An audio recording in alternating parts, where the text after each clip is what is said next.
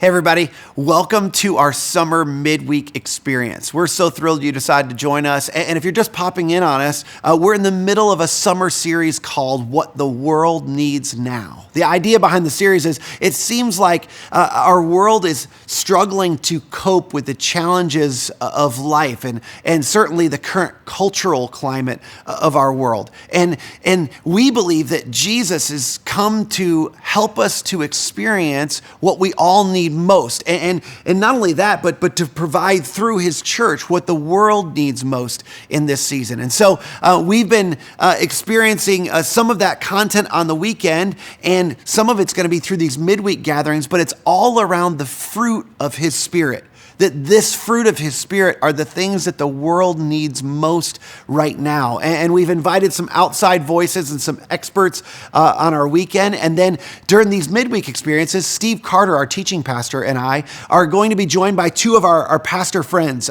Ben Snyder, he's the lead pastor of a church in Ohio, and Bree Johns, who served for over 12 years at Central Christian Church right here in Arizona. We're going to be having conversations around the fruit of the Spirit that we hope you find helpful and insightful for you and for the people around you. Now, as you're engaging with us, if you're live, join us in the chat, either on Facebook or on YouTube. We'd love to engage with you there in these conversations. But if you find these conversations helpful, please share them with your friends. And stick around to the very end, by the way, because our team has created some worship videos for you to experience at the end that are going to be worth sticking around for. So thanks so much for joining us. We look forward to engaging with you in this midweek experience.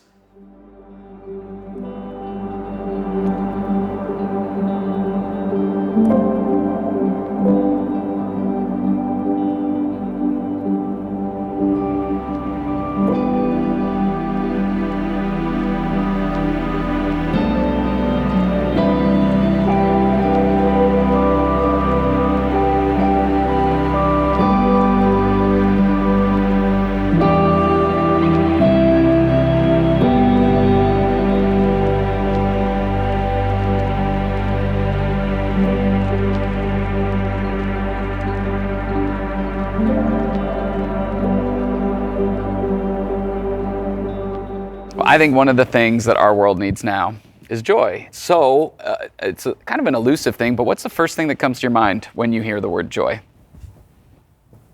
I think of my kids and just like when they see something that really, like a candy shop or they're at their sports games, like they're lighting up joy. It's just so pure. So that's what I think of first. Yeah, candy and kids equals joy. Sounds like I have different emotions when it comes to that. You know?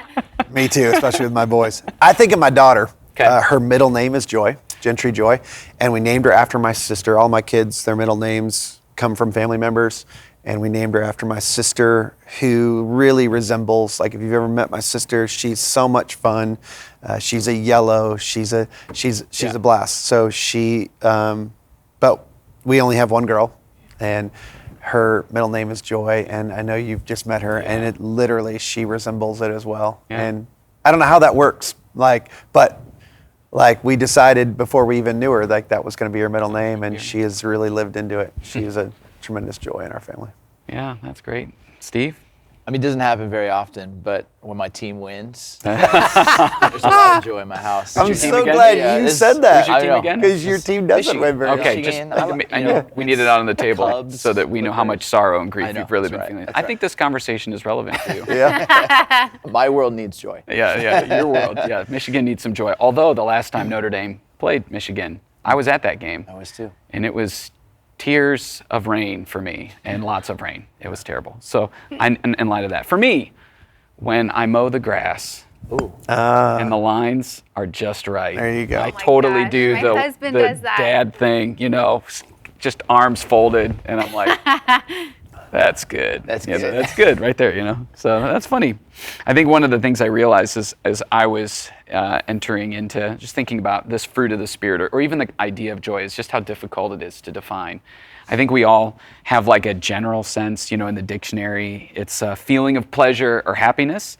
But I think we realize that there probably needs to be something more to joy than just, wow, that was a lot of fun, in order for it to have some of the, probably the spiritual power or potency that we hope for. And so as I was thinking about this, a couple of the authors were like, hey, we don't always know how to define it, but we know it when we see it. What's it look like when you see joy? Like if we don't know what it is, we know, I mean, you described your kids at the candy shop. What is it that what are some of the things that you see when you see joy at work? I think it's a freedom, like where you feel lost in a moment, that it like the moment just overwhelms you. Some experience that like just brings out a sheer delight that can't be just named, and it can't be bottled up. It just like has to come out of you. Yeah. You know?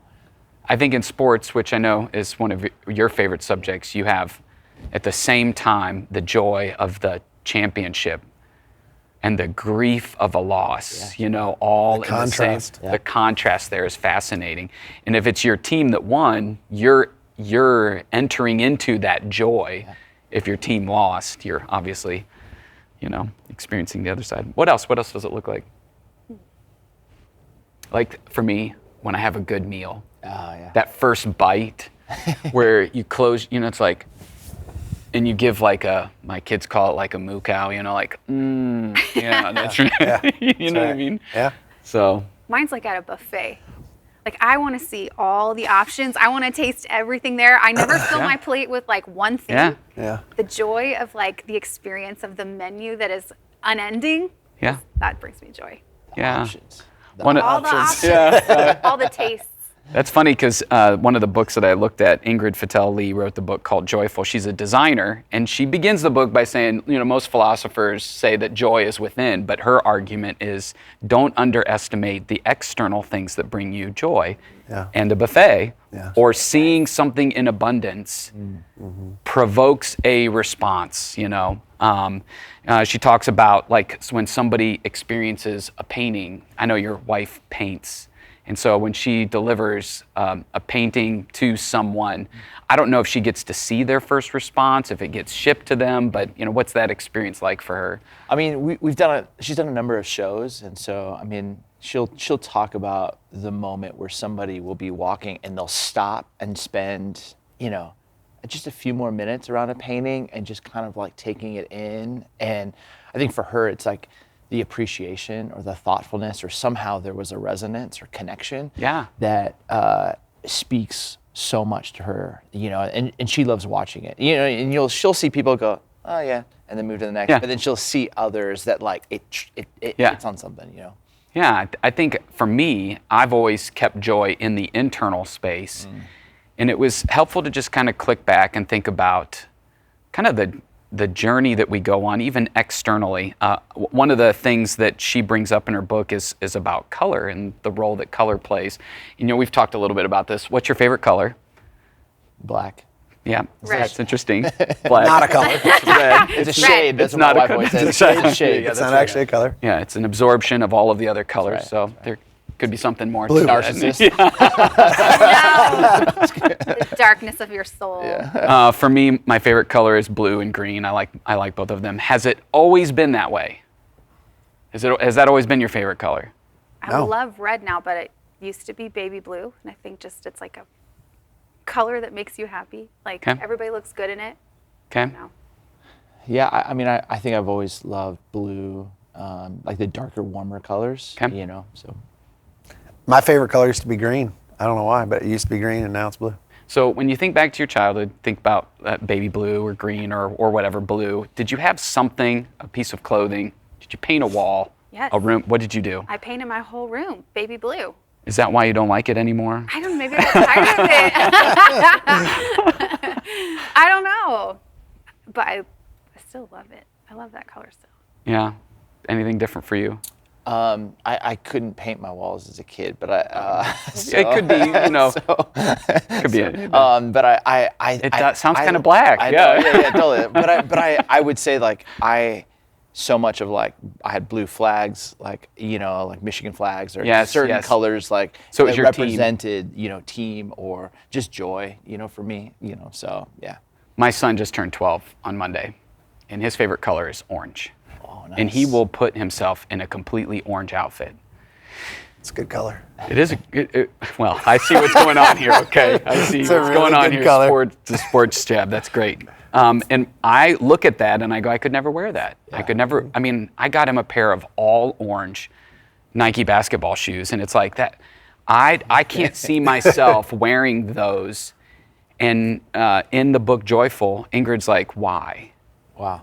So she started to lean in, like, at what point did baby blue stop being, or your favorite color stop being your favorite color? And her argument is, the older we get, the more neutral and the more earth tone our wear, the way we paint our house.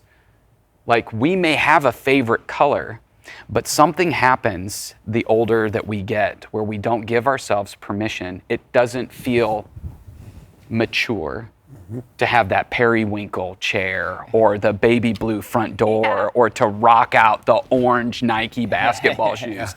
We start thinking, what will people think, instead of framing it in terms of what will really bring me That's joy. interesting. And so when you start thinking about that, I think the same thing happens with joy in general. I think I have not met a person who's like, less joy, please. Like, we all want more joy.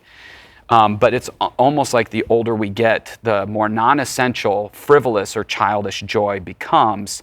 And we start to believe this narrative that we got to be more down to earth, more realistic. Play and art in kindergarten becomes measurements and assessments. Adventure in life, and when you're a kid, is replaced with accomplishment and productivity. And so systematically, joy is kind of like squeezed out of the places where we spend our time. And so joy is good. We should want it, but we should also keep it together. It's like, don't delight too much. Don't dance too much. Don't go overboard. Life is serious business. So this starts to get personal for me, because like, when you're a kid, I want my kids to delight. And the older they get, I start to tell them to settle down. So this is the tension, right? We want it, and we resist it. I just never thought about that before. It's like we have this internal battle where we're afraid. I was talking to some friends on staff. It's like, if you have a really good week, you're afraid to tell people how delightful the week was, because Right. they may have had a bad week. And so you can't even share it. And the older we get, it's like the less permission we have. And yet, we're talking about it as a fruit of the Spirit. Like, this is what God wants to produce in our life. So, think through that. Did you ever have a moment where, it was like, you felt like somebody said, stop being so joyful, or joyful isn't what we do now that you're at this age or stage? It's funny. I didn't think that, but when you were just talking, I immediately went to like this last year in 2020. Yeah. And I thought, like, there were some really great parts of it. And like, I almost felt like I couldn't talk about that out loud. Like, hey, we're having a great time at home. Like, our families. Yeah, it's really hard, everybody. Our families enjoying, like, we've gotten creative, like we're loving, like, and I almost felt like I needed to feel bad about that, because and sometimes I did, and I was at least feeling measured. Like, there were times, and it wasn't all great, but obviously, but I think that's what I thought of. Like, it was hard to share joy in the midst of so much chaos and difficulty and unrest in our world. So yeah, I think I felt like I couldn't express that. So this is interesting. This is fresh for me too. It's almost like joy is unfair. And if we feel like it all has to be fair in order for it to be good or for us to care, then you can't have joy. Another word that you used is you felt measured. I don't think joy is measuring things. Yeah. And so that's what happens. It's like those orange shoes for my son would give him joy, but he gets measured and he's like, it's probably a little too much. Yeah. Well, it's what Steve said earlier when he said freedom. The word that came to my mind was sort of uninhibited. Yeah. Like, joy is uninhibited. It doesn't have restriction. Yeah. And when we have restriction, it kills the joy. It's so true, because when you were talking about the muted tones and how we've just muted that joyful sound, we don't know what to do with it, and so even it's like a muscle that we've not actually known how to exercise, because when something good happens, we're like, should I be experiencing this good? Or like, how do I even say it well? Or how do I not make somebody else feel bad? But when a kid gets something on Christmas, Yeah. and they're like, oh my goodness, like Nobody's going, shh, quiet down, quiet down. But It's Christmas, we're being reverent. yeah, and But when was the last time you saw an adult do that? Right. Right. It becomes a silly TikTok or something, and everybody's making fun of it because you said like, it's almost like you become too mature for joy. And losing your mind on Christmas is now you're being immature. Yeah. I always think about, I love music. I love going to concerts and shows, and we would jam, we'd be standing at the front. And now it feels like I'm too old for that. Yeah. I can't act silly like that. I would be like the old lady there, and I'm still gonna wear my Justin Timberlake shirt and like scream and cry, but like it's gonna be pure joy, but it's going to look so ridiculous because I'm 42 years old, what are you doing? It's funny. My wife just did something. When you were talking about that, my wife did something for me recently. When I was out of town, I came home and she had done something for me that I just thought, and it really brought me joy, but I didn't express it. And she was like, she felt like it didn't matter to me, but I felt like as I think back on that, I felt weird about expressing joy. Because I'm going to tell you what it is. She got my bike, like I ride my bike all the time, and she got it tuned up. And like, I was really happy about it. It's something I've been wanting to do and needed to do. And like, and so anyway, she got it tuned up and the gear's tuned up and it's riding a lot better. And it literally brought me joy, but I just felt like as a 46-year-old guy, it's weird for me to get excited about my bike being tuned up. Like, is that weird? Like, it shouldn't be weird because I really I don't know. Maybe that's not what we're looking for. We'll edit that part out. Yeah. No, I actually think you're putting your finger on the journey that I feel like I've been on. And it's on the one hand, it's like I feel like I'm a joyful person. I love to laugh. I love to eat good food. I love to have fun with friends. But stepping into this, it's like, this is what my world needs now. And so I started thinking about, like the fruit of the Spirit. What if we are unintentionally resisting the kind of fruit that God's trying to produce in my life? And part of it is, it's because it needs to be all internal. It needs to probably be more serious than it is. And so I think one of the keys with all of the fruit of the Spirit is understanding the difference between living from something and living for something. And when you live from something, it's understanding what you already have. I'm not in search of it. Living for something is trying to find what you feel like is missing. And so one is a place of security, or you could call it an abundance mindset or growth mindset, like, hey, I'm secure in a good place and moving towards something. The other is a place of insecurity, and you go reaching for it. If you look at Galatians 5:22, it doesn't say the kind of fruit that you should produce as a Christian or as a Jesus follower is love, joy, peace, as if it's on you to do all of the work. It's really about living from what God's Spirit, the kind of fruit God's Spirit will produce. So another way to think about it is the difference between trusting and trying, trusting in God's Spirit to do something that you can't versus trying to attain joy on your own. So if that's the case, the quest to find joy for me begins with this truth, like what is it that I'm living from? And that sent me down a bit of a rabbit trail. There's hundreds of uses of the word joy in the Bible that oftentimes are connected to the word grace.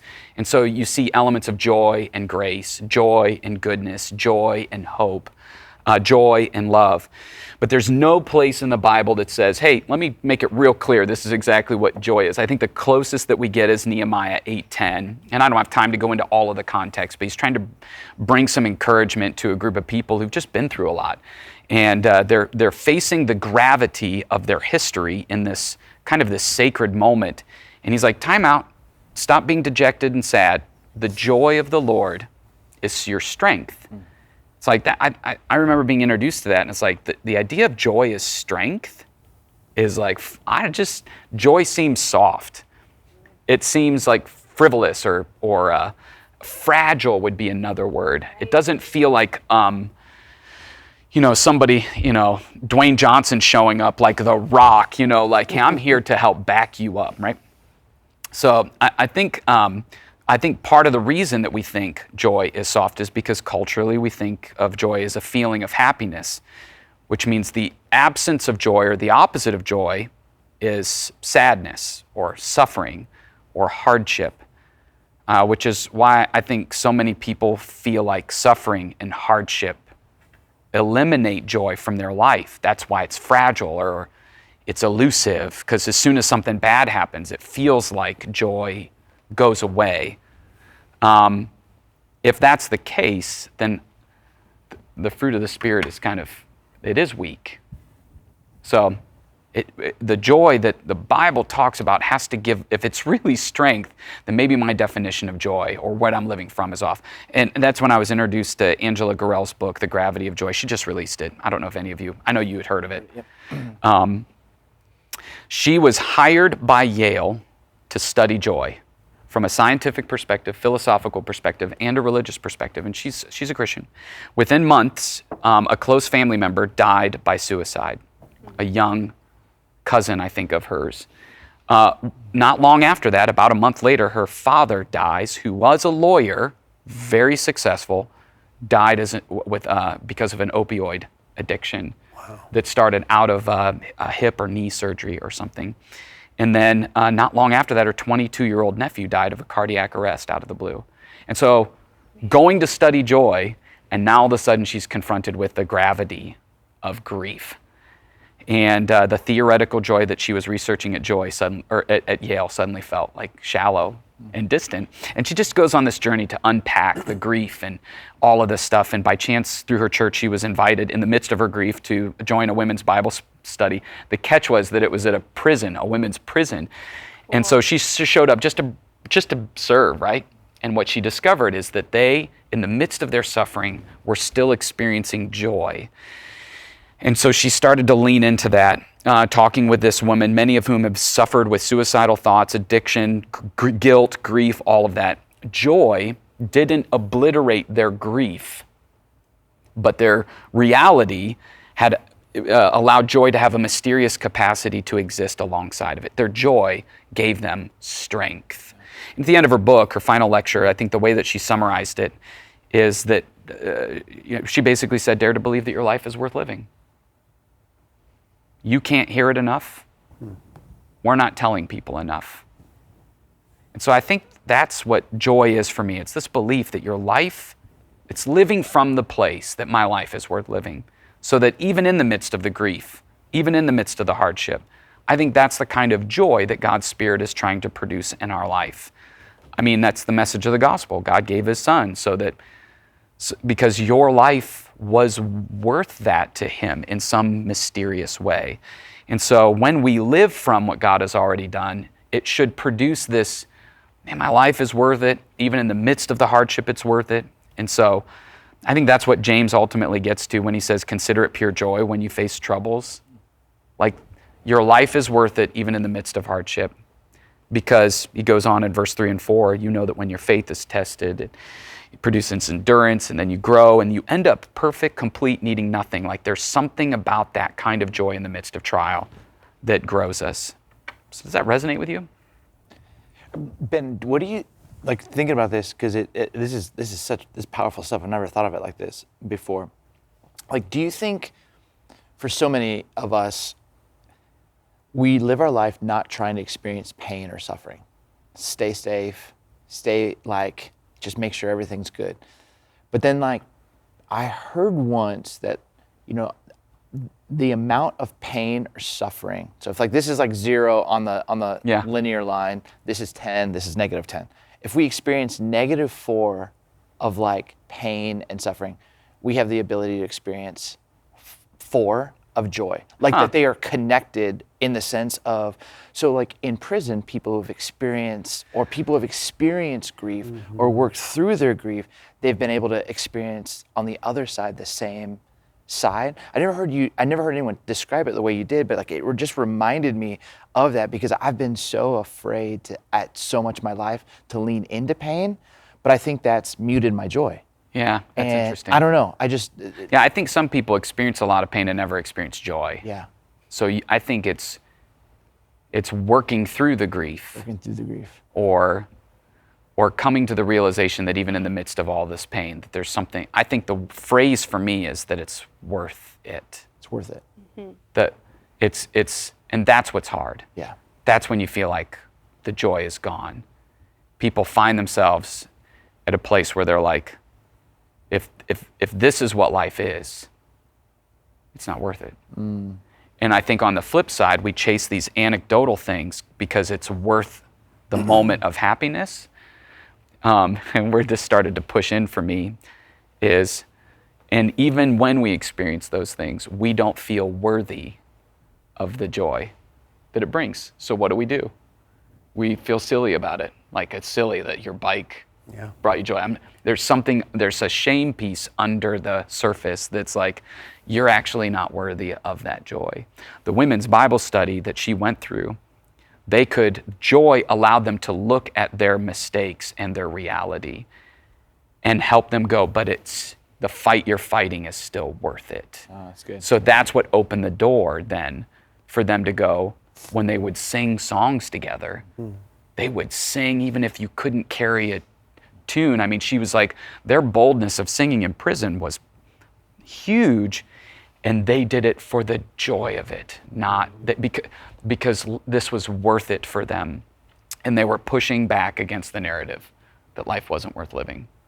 I feel like when you're at that point in your life, like you have really nothing to lose and you have nothing to prove. You're like stripped of all your dignity. You're in prison. And so like Steve was saying, you know, like there's a correlation between suicides and affluence, right? People going after temporary happinesses and trying to achieve joy to where they're so muted. They're trying to live this controlled, happy life and end up not being able to stretch to experience valid joy because they just want to stay in They're between trying to the guard lines. themselves, Yeah, and I think that that's just so American of us.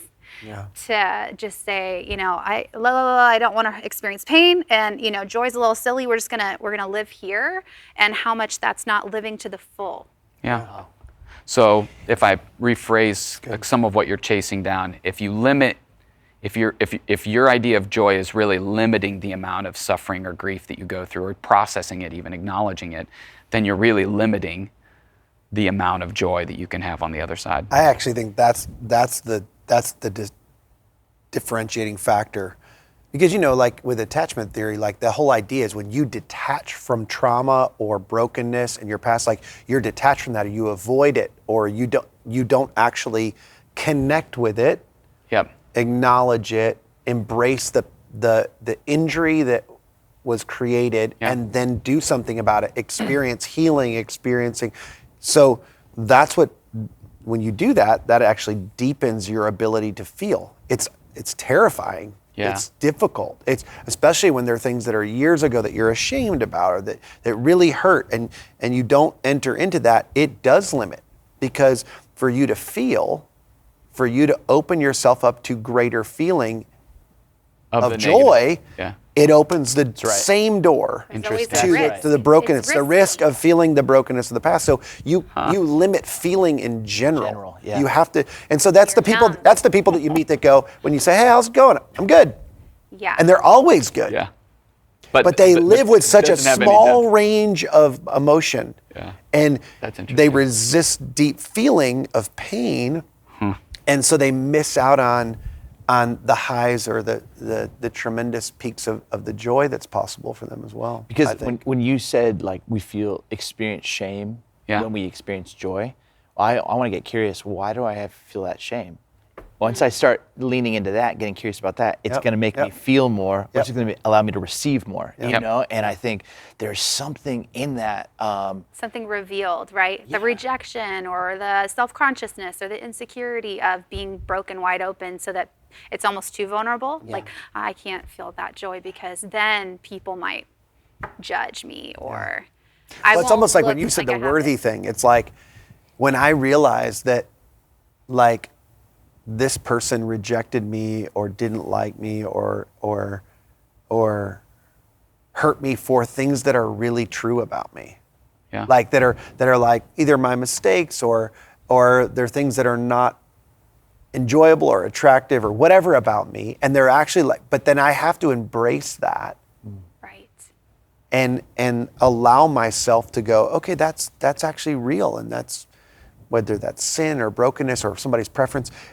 Then when somebody does love me, even though they know all of that stuff, Yeah. like now think about how much of the range of the I experience the joy of not all if you're experiencing all this pain, and on top of that, the real joy of the positive Grace. side of the grace Love, or the acceptance. love, acceptance, because I realized this is actually Yeah. some of these things are actually true about me, and Ah. that's tough to embrace. But you know what? I want to go back to the idea you said earlier, though. You know, on some level, like you said about joy is really this belief in that life's worth living. That life's worth living, and even these things are worth something. That's right. These brokenness, these hurts, like they have worth in our lives. So that's where I would say lean in, because we all have moments where we go, this isn't worth it. And so I think that's where for me, joy goes, why isn't it worth it? Why do you think it's not worth it for you? Why is life no longer worth living if this isn't the case? That's what breaks open Yeah. a deeper reality, which is like, oh, I need their approval. I need the title. Yeah.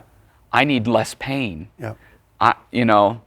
I'm envious that they have, that when you start to dig into that, I'll put it this way, you realize what you're really living for instead of where you're living from. 100%. Yeah, that gets uncovered. And I feel like joy takes a lot of courage, like because you're It does. facing a fear after a fear. Yeah. And again, to your point of the stretch, my husband has always talked about like things that I'm scared to go into. And he's like, is that really scary? Or is that stretching? Is that going to are you going to level up after experiencing that? And I That's think good. joy, choosing joy and allowing the Spirit to fill you with joy and to not resist that, no matter how much of a free fall that feels like. Right. That requires courage. You've got to kind of drop your front man. You've got to you got to allow yourself to feel some things that might feel a little goofy. And what he's saying is it's worth it. Yeah, well, And but what if, yeah, you said what- it's worth it. But what if it's this? Joy is a life worth living, and joy is a life worth feeling. In the sense of allowing ourselves to feel all of it, you know, Yep. because I'm like, it's like that's the life that's worth living. That's the people, like when I get around you, Ben, you're like, you can go to places, and I've seen you experience that range. You know, you're like, I want more of that, and that's that courage that you're talking about. But like, that's the life I want to live. Yeah. It's not closed off, but one that can celebrate when, something joyful happens, and I just keep thinking about that. The messages we have, whether we're 13 years old and we wore our bright orange shoes and someone said something, and all of a sudden we were like, out of self-preservation, don't ever do that again. Yeah. Right. And, but it's Somebody like, said something. instead of feeling that, to kind of go, who cares? Who cares? The courage. This That's makes right. me happy. This makes me happy. That's right. So let's just have a fun thought experiment here. Go to your favorite workspace, okay? Okay. If you need to visualize it, look around the room, and there's probably something in the room that gives you great joy. Like just the sight of it brings a smile to your face. I want to know what that thing is. My office, I have a surfboard, and Okay. so it just reminds me of my roots of California. And every time I see it, I just can feel the smell of the Pacific and the feel the sand in my shoes. Yeah. So, That's great. Yeah. I've never surfed, so it sounds like a joyful time. it is. It Yeah. is. Okay, so mine, I feel like I should be saying like the pictures of my children on the wall. This is gonna sound so goofy, and it's gonna go back to the buffet thing, guys. In my office, my thing that brings me joy, I'm not even joking, like I need to be ready for whatever snacks may come. I have a salt shaker, and I have 100 packs of miniature soy sauces. I like salt a lot, and I like my food to taste really good. And when I open that up, it just is a part of who I am. No one gets me. I don't publicize, obviously now everybody knows it's America, but it brings me so much joy to know that like this is going to make my meal so good, and I'm prepared. Love that. It's so weird. That's so good. Do you have something? Mine's a wall. It's funny. When you first walk into our house, we have this big open room, and it's kind of like a weird room because it's like our dining room's in there now, and then there's chairs in there. But when we first moved in, we didn't have furniture for that room, so it was just a big open room. And there's this one wall that we literally used to like. We'd use it as like a kickboard. We'd kick soccer balls off it, and like we'd play games in there all the time. And so when nobody's home, I like to go sit in that room and work. And now hanging on that wall is the word home. Yeah. And it like that wall like epitomizes like fun and joy. And my kids are like, now all the dining room stuff's in front of it. And my kids like, why do we have all that stuff? We never even sit there. We don't eat there. It's like, can we get rid of that so we can play on the wall again? And Yeah. yeah, That's so it's a great. wall. I think what's interesting is there are sentimental things that bring us joy, memories that bring us joy. But you did something I'm so glad you shared. I'm like, mine's the lamest now. It's awesome. I'm like, Yours I is should have got a awesome. little deeper. No, are you listening? It's lame. Yeah. Oh. Yeah. It's goofy. Oh no. There it is. I'm having a moment. We all do that. Yeah. When somebody finds something that we think is frivolous, Good, Ben. we lay all of the things on the table why it's ridiculous. Because we feel, to a small degree, ashamed or something like this shouldn't really Not normal. But it bring me does. joy, but it does. Right. And so I think that's for me in February, Annie F. Downs writes about this, by the way. She just talks about stop shaming your fun. She says, pay attention to the words that you say. She says, if you ever say, I can't wait to, that means you're living from a good place, looking forward to an adventure. If you start to say, if I could only, that means you're looking for something that you don't have today. And I think that, paying attention, like I'm paying attention to how I talk about the things that give me joy. And if I start giving you all the reasons why I think it's dumb, then I'm stopping myself going, hey, you know what? I don't actually need you to think that this is, what you think about my packets of soy sauce over here are irrelevant because it's a gift Right. that brings me joy. And you should have the freedom to enjoy that. In February, this past year, February's tough in Northwest Ohio. Lots of cold, gray, dark, dreary days. Or early in the night, you're inside. And after a season of COVID and having some team tensions that transitioned into a bit of, I wouldn't say normal, probably marriage and family stuff. I just found myself battling a cloud in my soul. And out of that, some very random dark thoughts that basically were like, it's not worth it, man. You're a failure, you're unsatisfied, you're discouraged, you're exhausted. I don't know that it's going to be any better. Somebody could probably be better at all of these roles. And I know now, if I were to ask you, you'd be like, you're ridiculous. But in the moment, I started to go, man, is life really, where am I living from? And what am I looking for? And, I would say the voice of shame was loud. You can't, you won't. And it was in the midst of that, through friends. Joel, I know I talked to you a little bit, but I was just reminded of one of my life verses, Hebrews 12, 1 and 2. Talks about how life's a race. That there's actually a crowd of witnesses cheering us on, like your life is worth living. And so we need to run. We need to get rid of all the unnecessary things that are slowing us down. Like, what are the things I'm holding on to? What are the shame voices? Where am I caveating the things that that give me joy? Especially the sin, the unhealthy thoughts or behaviors that you've allowed. Get rid of all of that so that you can run the race that God has put before you, so that you can live life as though it's worth living. In verse 2, and I hadn't really thought about this until I thought about joy. It says, we do this by keeping our eyes on Jesus, the author and perfecter of our faith, who for the joy set before him. Like, this is one of the weirdest places that joy is used. Joy was set before him. Because of the joy set before him, he endured the cross. Like, a Roman torture device and joy don't belong in the same sentence. But there's a mysterious connection between allowing himself to experience an enormous amount of pain because he saw what was worth it. And what he did is because of the joy set before him, he endured the cross. And do you know what he did? What's it say next? He scorned its shame. And so that's what started to connect all these things to me, that The fruit of the Spirit that God wants to produce. What my world needed in February was a reminder that Jesus gave his life because life is worth living. He has a race for me. And yes, there may be crosses involved, but there's a joy set before me. And with the Spirit of God, we can scorn the voice of shame in our life that says it's not worth it.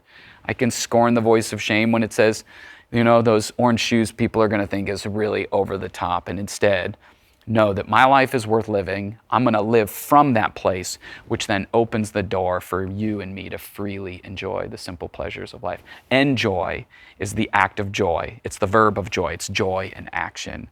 And so my hope is that we all experience a little bit of that. Stop shaming your fun, and instead we can taste and see how good God is and how much your life is worth living. So good. Love it.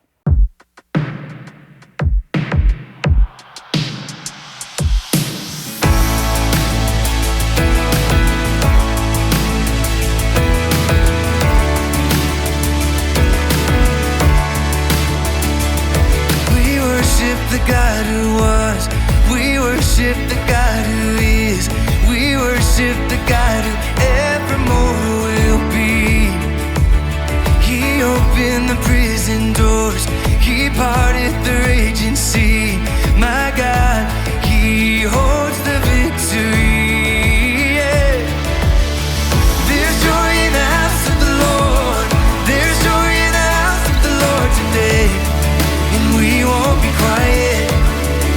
Shout out your praise. There's joy in the house of the Lord. Our God is surely in this place, and we won't be quiet. We shout out your praise. Shout it. Yeah. We sing to the God who heals. We sing to the God who saves. We sing to the God who always makes a way. 'Cause he hung up on that cross, then he rose up from the grave. My God, still rolling stones away. There's joy in the house of the Lord. There's joy in the house of the Lord today, and we won't be quiet. We shout out your praise. There's joy in the house of the Lord. Our God is surely in this place, and we won't be quiet. We shout out your praise. 'Cause we were the beggars, now we're royalty. We were the prisoners, and now